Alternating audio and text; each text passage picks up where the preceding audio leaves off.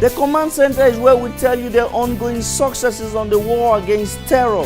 It will give you a panorama in the face of an ongoing insurgency in the Northeast.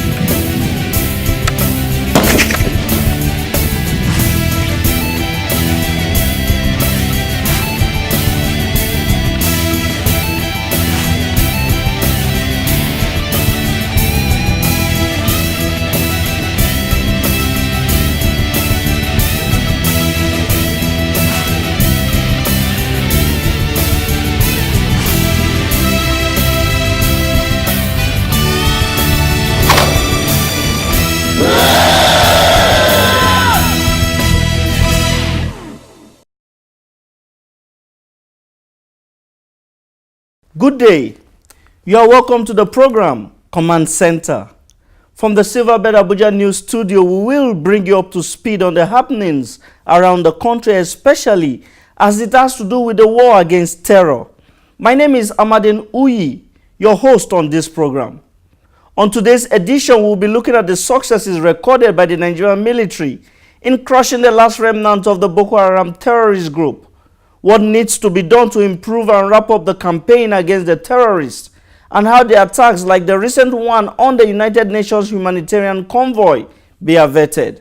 We will also be looking at the menace of suspected Fulani headsmen, the atrocities committed by these rampaging daredevil headsmen, and will also be x-raying the recent attacks around some farming communities in the middle belt of the country.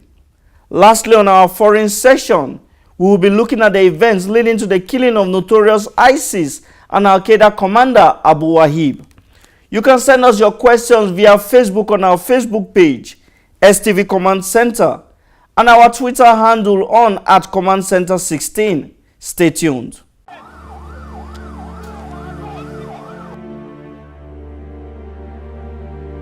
Terrorism is not jihad. It is cruel, wicked, and man's inhumanity to man. Both Islam and Christianity abhor the killings of the weak and defenseless. There can be no development without peace and security. See something, say something. Let's give peace a chance.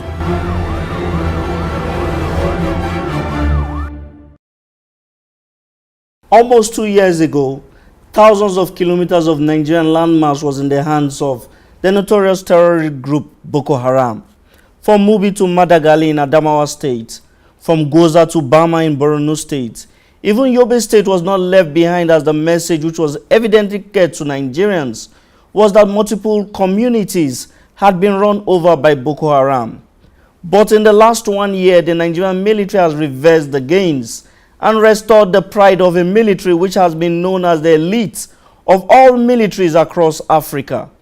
The current Chief of Army Staff, General Tuku Buratai, launched Operation Lafia Dole, an expected upgrade from Operation Zaman Lafia.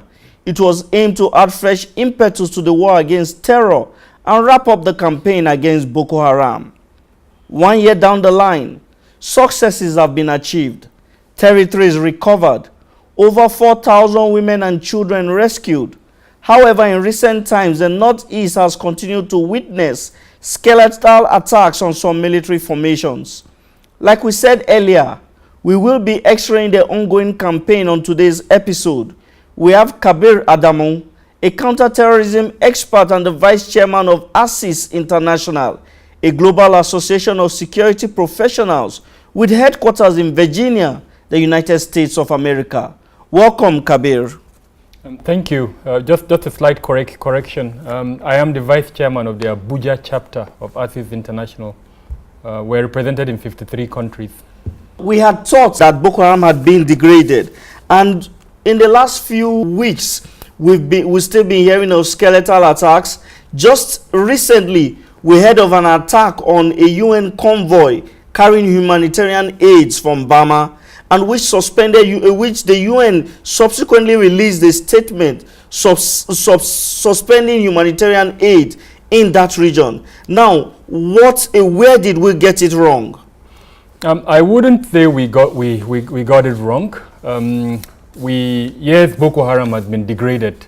If we were in a situation where they were in control of territories, and by that I mean they were administering the territories, they were collecting taxes, they were fully in control, their flags were flying in those territories, and we are now in a situation where they are not able to do that anymore. However, they are able to carry out asymmetrical attacks, such as the one that we witnessed, unfortunately. As a security expert, there are a couple of things that we are still trying to determine. Was it targeted?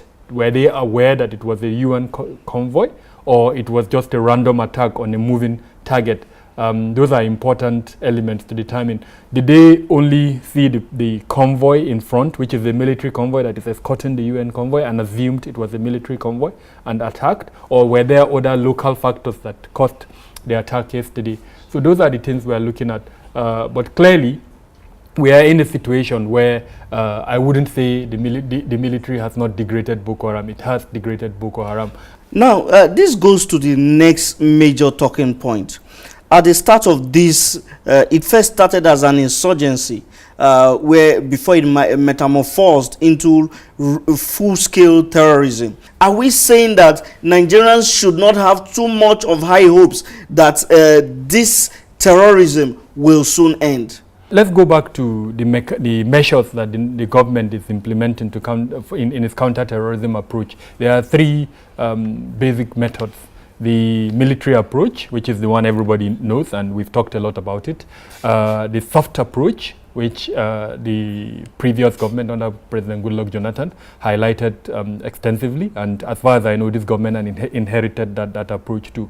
The military is talking about Operation Safe Corridor and several other elements of the soft approach as well. There are about 4 elements of that soft approach: counter-radicalization, de-radicalization, strategic communication, and then economic improvement of the environment that is affected by the terrorists. And as far as I know, this current government has emphasized the economic regeneration of the affected region. The other 3 aspects, counter-radicalization, de-radicalization, and then strategic communication, I haven't seen a lot of effort by the current government.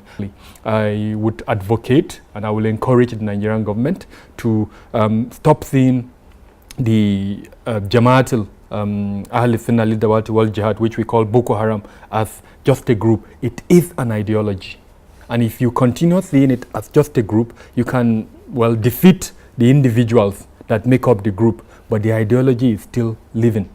And more people will embrace that ideology. So I need to see an expansion of that soft approach where a counter ideology is released. A lot of the premise upon which that faulty ideology that is Boko Haram is based has been defeated by a lot of Islamic scholars in Nigeria, and of course in the international community at large. So the Nigerian government has a pool of resources that it can draw from to now launch a counter ideology that would permanently defeat this faulty ideology. Okay, finally, before we wrap up this section, we recall the days when the late Mohammed Yusuf was alive. There was a certain period when Mohammed Yusuf began to preach this hate message and hate messages to his followers to rise up against government, rise up against government institutions. But at that point, it was expected that government would have acted to see that it was curbed. They did not act.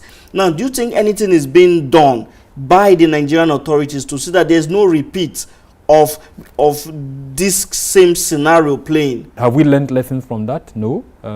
Part of what the lessons that I say we not learned is the developments in Zaria in 2015, December 2015, with the Shia group. It was a similar scenario, although slightly different, but the same force was used. And at that time, from what we are told, based on statistics gathered by us, is that about 1,100 people were killed during that clampdown, and the few members that escaped, including the purported leader now, Shekau, was one of the persons that escaped at that particular rate in 2009. And of course, the rest is history. We know what he later became, and of course, it's still affecting us today. So unfortunately, we've not learned that lesson. Thank you very much. You're welcome. Thank you very much. That was Kabir Adamu, the Vice Chairman of the Abuja chapter of ASIS International. He's a counterterrorism expert, and I would like to have him soon once again on this program, because you heard his analysis. He gave us explosive details of the ongoing campaign against the Boko Haram terrorists, information which many Nigerians had not known prior to Boko Haram becoming a hydra-headed monster. We would like you to stay tuned on this episode as we close this session. Stay tuned, keep the dial. After the short break, we'll continue to have our discussions on the command center. Stay tuned.